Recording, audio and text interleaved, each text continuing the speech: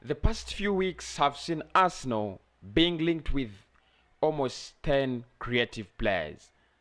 Isco, Eriksen, Zobozlai, Buendia, and a host of them. But who will join the side? This week, Inter Milan offered Christian Eriksen for £12 million to Arsenal. Can we sign him? It's not going to be a swap deal. It is going to be a permanent deal. Can we get him? Is he the right player for us? That and more is what we are going to be talking about after this bumper. Yes, all right, guys. Welcome back to the Arsenal podcast. And of course, it's the daily news here on the Daily Arsenal podcast with me, Kosi. And of course, we start off with Christian Eriksen, linked with Arsenal, offered to Arsenal for just £12 million.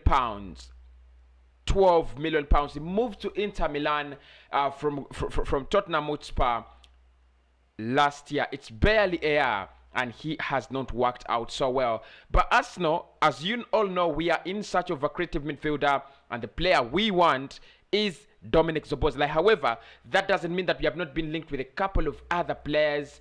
Dominic Szoboszlai, Christian Eriksen, Isco from Real Madrid, Emi Buendia from Norwich, among other players. But let us discuss Christian Eriksen, and we shall discuss other players that I think are better than Christian Eriksen. Why I don't want Christian Eriksen to come back to Arsenal. I think he is just finished. Don't forget to subscribe to the channel, like the video, and smash in your comments because they mean a lot.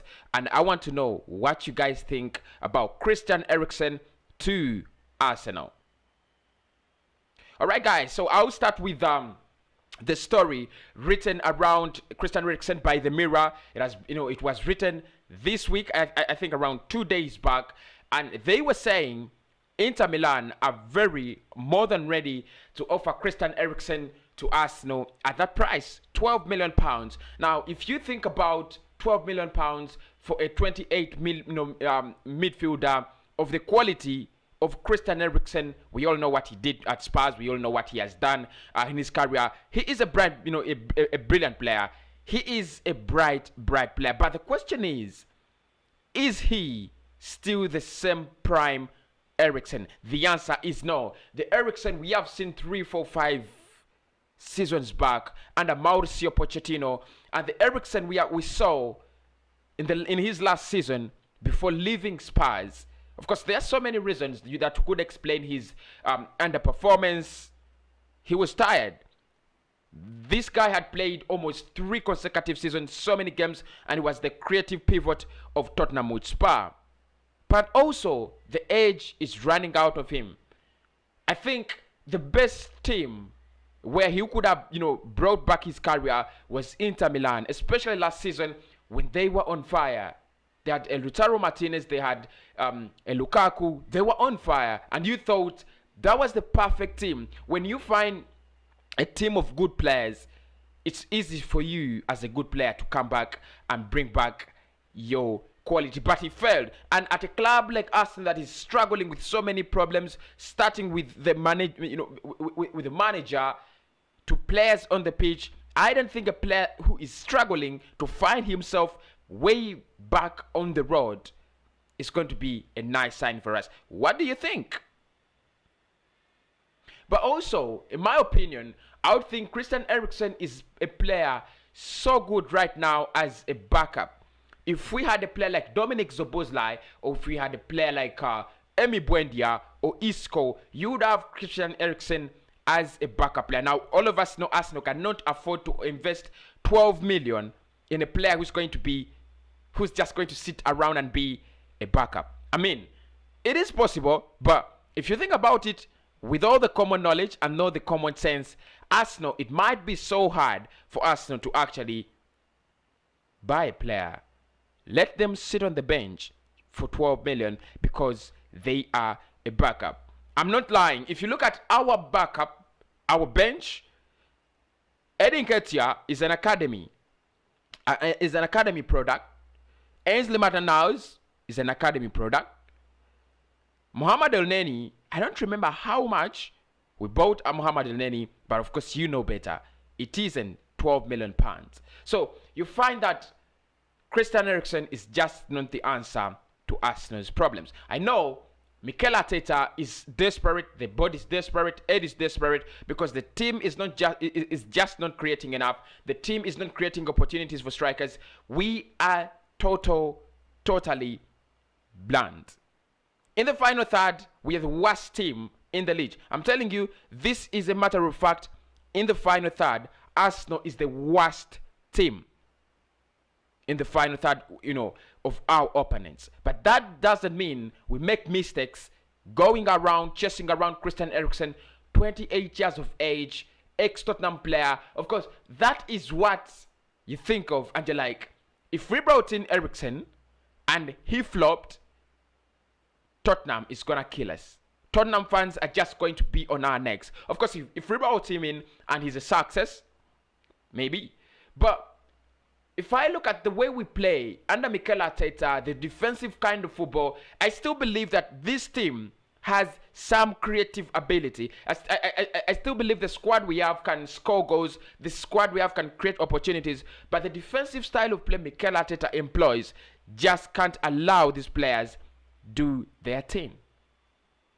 Yes, we can blame Willian, we can't blame Aubameyang, we can't blame Lacazette, we can't blame Pepe and whatever is happening, but the tactics, the instructions also matter, and I think that is where we get it wrong as Arsenal fans.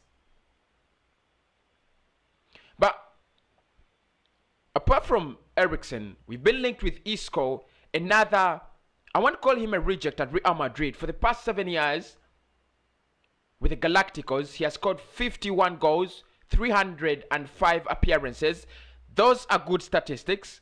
I mean, they are good. But every player in the caliber of Isco, you don't tell me that this guy is the product Arsenal should be chasing around. He's a brilliant talent, but at this time, he is in the same age bracket with Eriksen, 28 years of age. Isco is not playing football. He doesn't have much fitness. I don't know whether he knows how grass, tastes like, or feels. It's going to be a lot of hard work. Wait for Isco. Let him get his form. Let him be the player he wants to be, or we want him to be. It's not bad, but I just don't think he is the kind of player we want. I'm sorry to say. He's a talent.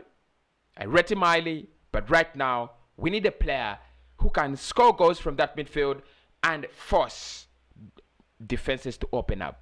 I'm not going to choose, because whenever I say Dominic Szoboszlai, or I say Emi Buendia, or I talk about say Benrahma, you guys say Kosi, they are not the best. I want you to decide which number 10, which creative player should Arsenal bring in this January transfer window. It's going to be quite tricky, because it is a transfer window where we never spend a lot of money, but this one must be a special one. One, because we didn't spend right in the summer, and the second answer is, you think about it and you're like, yeah, the truth is Arsenal need a player to turn their season. We have 1 month to go, that is the December, but November has been absolutely trash.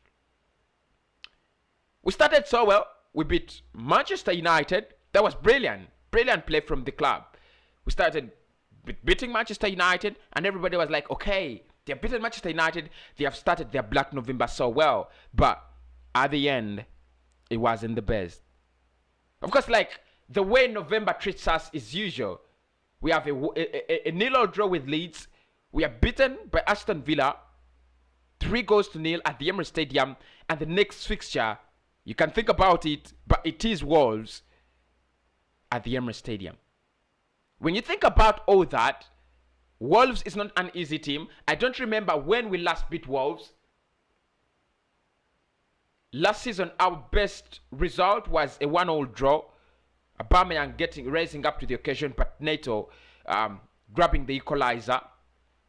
That was it. So I don't see us celebrating November. For Christ's sake, we shouldn't even choose anyone like maybe player of the month, November. I mean, for what? But anyway, guys, Go in that comment box and tell me, who do you think should be the player that Arsenal bring in to solve the creativity crisis?